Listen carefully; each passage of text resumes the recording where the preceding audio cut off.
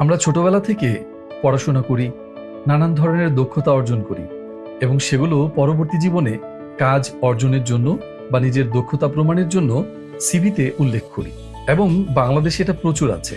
দেখবেন অনেকেই অনেক ধরনের কোর্স করেছে বা ওয়ার্কশপে জয়েন করেছে এবং ছোটখাটো অনেক কাজও করেছে, সেই অভিজ্ঞতা যেন সিভিতে উল্লেখ করতে পারে, শুধুমাত্র এই কারণে। এখন আমার কথা হলো যে সিভিতে অনেক কিছু যোগ হলো, কিন্তু যখন ইন্টারভিউ আপনি ফেস করেন তখন সেখানে যারা থাকে তারা কিন্তু আপনার সিভি পড়েছে, দেখেছে, এরপর আপনাকে ডেকেছে। এরপর ডাকার মানেটা কি?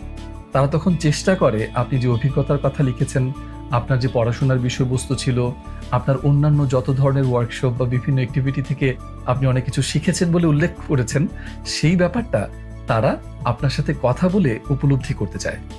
ঠিক প্রমাণ চাওয়ার মতো না হলেও ব্যাপারটা অনেকটা এরকমই। তারা বুঝতে চায় আপনি যত কিছু পড়েছেন, লিখেছেন, সেই বিষয়গুলো আপনার কথায় পারফেক্টলি প্রকাশ পাচ্ছে কিনা। এত এত অভিজ্ঞতা লেখার পরও আমরা আমাদের কথায় সেগুলো সুন্দর করে ফুটিয়ে তুলতে পারি না। তো পরবর্তীতে আপনি সিভিতে যে পয়েন্টগুলো অ্যাড করেছেন, আপনার যে অভিজ্ঞতার কথা লিখেছেন, সেগুলো সুন্দর করে প্রকাশ করার ব্যাপারে আলাদা মনোযোগী হন। তখন আপনি আপনার কাঙ্ক্ষিত জব বা সেই পোস্টে আপনি হয়তো জয়েন করতে পারবেন, বা আপনার আগের ইন্টারভিউগুলো থেকে ভবিষ্যতের ইন্টারভিউ অনেক বেশি ভালো হবে। শুভকামনা রইল।